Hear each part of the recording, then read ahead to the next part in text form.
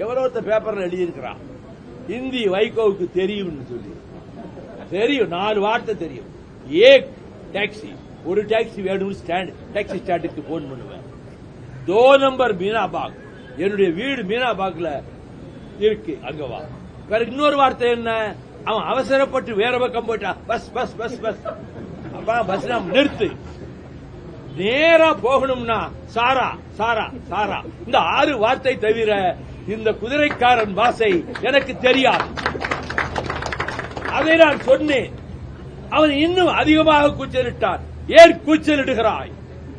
தமிழ்நாட்டின் பக்கம் வந்து விடுவாயா? நீ வந்து பத்திரமாக நீ திரும்பி போய்விடுவாயா என்று சொல்லிவிட்டு அவன் இந்தியிலேதானே தாக்கி பேசினான். நாம் தமிழிலே தாக்கி பேசுவோம், உலக முதல் மொழியிலே என்று சொல்லி எப்பக்கம் வந்து புகுந்து விடும் இந்தி எத்தனை பட்டாளம் கூட்டி வரும், அற்பம் என்போம் அந்த இந்திதரை கண்ணன் கிளிபட நேரும், கட்டாய இந்தியை வெட்டி புதைப்போம் என்று குரல் கொடுத்ததற்கு பதில் சொல்ல முடியவில்லை.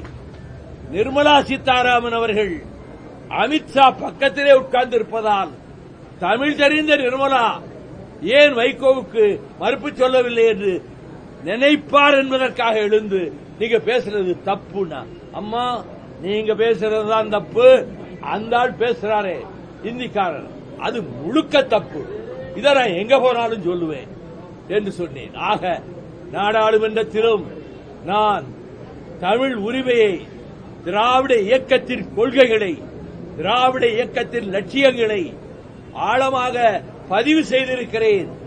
1655 தடவை நான் அந்த 18 வருஷத்திலே 20 வருஷத்திலே நாடாளுமன்றத்திலே பேசியிருக்கிறேன். அந்த 1650 பேச்சுக்களையும் தொகுத்திருக்கிறேன் ஆங்கிலத்திலே. அதே ஒரு சந்தர்ப்பம் வருகிற பொழுது டெல்லியிலே பெரிய தலைவர்களை எல்லோரையும் அழைத்து அங்கே வெளியிட வேண்டும் என்ற ஒரு கனவாகவே எனக்கு இருக்கிறது. பெரும்பொருள் செலவு ஆகும், அதையும் செய்ய முடியும். இப்பொழுதும் என்னுடைய ரிட் மனு உயர்நீதிமன்றத்திலே இருக்கிறது, விடுதலை புலிகள் தடையை நீக்க வேண்டும் என்று. இப்பொழுது நரேந்திர மோடி இலங்கைக்கு சென்றாரே, எதற்கு சென்றார்? ராஜபக்சே கொடுக்கிற பாயாசத்தையும் புட்டுவையும் சாப்பிடுவதற்கு போனாரா? அங்கே உள்ள ஈழ தமிழ் பிரதிநிதிகளை அழைத்து உங்கள் குறை என்ன என்று கேட்டாரா? இந்த மீனவர்கள், தமிழக மீனவர்கள் நாள்தோறும் கொல்லப்படுகிறார்களே, படகுகள் பறிக்கப்படுகின்றனவே, இதற்கு ஒரு முற்றுப்புள்ளி வைக்க வேண்டும் என்று அங்கே பேசினாரா?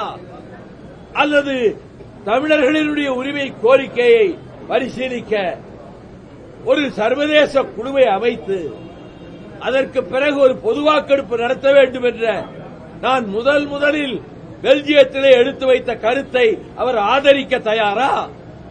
ஆகவே தமிழர்கள், ஈழத் தமிழர்கள், தமிழ்நாட்டு மக்கள், விவசாயிகள் பிரச்சனைக்காக நான் 6000 கிலோமீட்டர் மொத்தம் தமிழ்நாட்டிலே நானும் தோழர்களும் நடந்திருக்கிறோம். அந்தந்த ஊர்களிலே ஜாதி சண்டை கூடாது, மதச்சண்டை கூடாது என்று பிரச்சாரம் செய்ததோடு இந்த மதுவையும் ஒழிக்க வேண்டும் என்ற பிரச்சாரத்தை தமிழகம் பூராவிலும் செய்துவிட்டு வந்திருக்கின்றேன். ஆக மறுமலர்ச்சி திமுக உண்மையான மறுமலர்ச்சியை திராவிட இயக்கத்திலே உருவாக்கி கொடுக்க வேண்டும் என்ற உறுதியோடு, உத்தரவாதம் தருகின்ற உணர்வோடு நாங்கள் போராடிக் கொண்டிருக்கிறோம். இந்த இயக்கம் இன்றைக்கு என்னோடு இருக்கக்கூடியவர்கள் எந்த சோதனையிலும் அவர்கள் என்னை விட்டு விலகவில்லை. 1-2 பேருக்கு இங்கே இனிமேல் நம்ம கடை விற்காது என்று கருதிய ஒரு சில பேர் வெளியேறி சென்றார்கள். வாழ்க அவர்கள்.